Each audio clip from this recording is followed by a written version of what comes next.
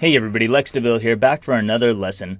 This one's going to be talking about the purpose of a proposal. So what is the purpose of a proposal? I think that anyone watching this video is probably smart enough to know that a proposal is something you send that is intended to get a client to respond to you so that you can move forward to the next stage of your Upwork interview. You can actually start an interview and then you can hopefully close a sale and start working and make money. And that's kind of the process. But what is an Upwork proposal? What is a proposal when we peel back the layers and we look at what is underneath that outer shell? There's more to a proposal than meets the eye. So every proposal is not like, it's not like there's a proposal and then we clone proposals. We're not cloning sheep here, okay? That's not what a proposal is. And if you approach it that way, it's not going to work. We'll talk about that a little more here in a little bit. Why cloning proposals like you clone sheep is not going to turn out well for you. So when you get into a proposal, this is not just something you send off to clients and hope that they read and maybe respond to. When you send a proposal, you are sending a message to the client. You are sending a communication. And what is communication for? If you understand what communication is for, you understand that communication is a way of establishing relationships. So communication establishes relationships. We communicate with other people.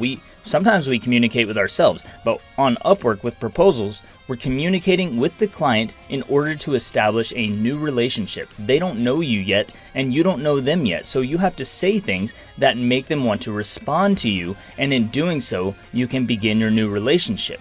But if you don't approach it like that, then you kind of end up having trouble with your proposals, because why would somebody respond to you if it's clear that you don't want to establish a relationship with them? As a business owner, business owners are looking for people who can solve their problems. We'll talk about that in the You Focus section, but business owners want people who can solve their problems. They want to feel good about being around you. They want to feel good with their choices. Nobody wants to feel stupid. So when you send a templated proposal, then you kind of run into some trouble. But the proposal itself is for the purpose of establishing a relationship. It's for sending a communication and establishing the beginning of a relationship. So you have to treat it as such.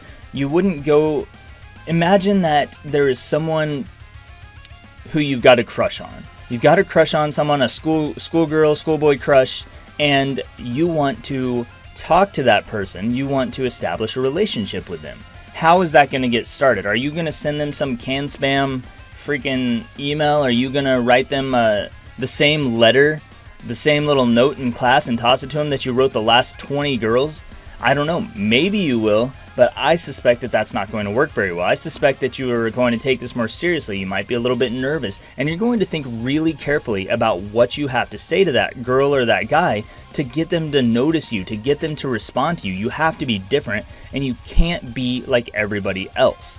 So your proposal is a communication that is intended to establish a basic relationship, and this is where it all begins. So you have to treat it as such, and that's why we have advanced proposal writing courses, because we have to get you to that next level, to where what you say starts a relationship, and that is immediately clear to the client that that is what you want to do, so that they feel comfortable and confident with you, and then they will come back and respond to you, and you can take that next step forward. So that's what I've got for this one, and I will see you in the next lesson.